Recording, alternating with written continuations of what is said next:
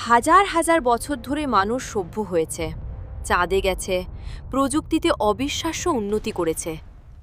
তবুও একটা জিনিস বদলায়নি: যুদ্ধ। কেন পৃথিবীতে এত যুদ্ধ হয়? ক্ষমতার জন্য? ধর্মের জন্য?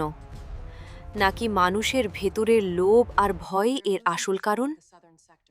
যুদ্ধের সবচেয়ে পুরনো কারণ হল ক্ষমতা আর জমি দখল। প্রাচীন রাজা থেকে আধুনিক রাষ্ট্র সবাই নিজের শক্তি বাড়াতে চেয়েছে। একটা দেশ যখন আরও সম্পদ, আরও প্রভাব বা নতুন ভূখণ্ড চায়, তখন সংঘর্ষ শুরু হয়। ইতিহাসে অনেক বড় যুদ্ধ হয়েছে শুধু সীমান্ত আর আধিপত্যের কারণে। কারণ পৃথিবীতে সম্পদ সীমিত, কিন্তু মানুষের চাহিদা সীমাহীন। অনেক যুদ্ধের পেছনে থাকে অর্থনীতি। তেল, গ্যাস, পানি, খনিজ এসব মূল্যবান সম্পদের নিয়ন্ত্রণ নিয়ে দেশগুলো প্রতিযোগিতা করে। কখনো সরাসরি যুদ্ধ হয়, আবার কখনো বড় শক্তিগুলো অন্য দেশকে ব্যবহার করে নিজেদের স্বার্থ রক্ষা করে। যেখানে অর্থ আছে, সেখানে প্রভাবের লড়াইও আছে। ধর্ম আর জাতিগত পরিচয়ও যুদ্ধের বড় কারণ হতে পারে। যখন মানুষ বিশ্বাস করতে শুরু করে আমরাই সঠিক আর অন্যরা শত্রু, তখন ঘৃণা জন্ম নেয়। কখনো রাজনৈতিক নেতারা মানুষের আবেগকে ব্যবহার করে বিভেদ তৈরি করেন, ফলে প্রতিবেশীই হয়ে যায় শত্রু।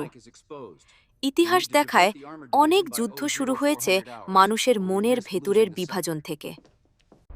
বিশ্ব রাজনীতিও যুদ্ধের বড় চালক। বড় শক্তিধর দেশগুলো নিজেদের প্রভাব ধরে রাখতে চায়। তারা জোট গঠন করে, অস্ত্র বিক্রি করে, কখনো গোপনে সংঘাতকে উস্কে দেয়। অনেক সময় সাধারণ মানুষ যুদ্ধ চায় না, কিন্তু রাজনৈতিক সিদ্ধান্ত তাদের যুদ্ধের মধ্যে ঠেলে দেয়। যুদ্ধ শুধু রাজনীতি না, এটা মানুষের মনস্তত্ত্বের সাথেও জড়িত। ভয়, প্রতিশোধ, জাতীয় অহংকার এসব অনুভূতি মানুষকে সহিংস করে তুলতে পারে। যখন মানুষ অন্য মানুষকে শত্রু হিসেবে দেখতে শেখে, তখন মানবতা হারিয়ে যেতে শুরু করে।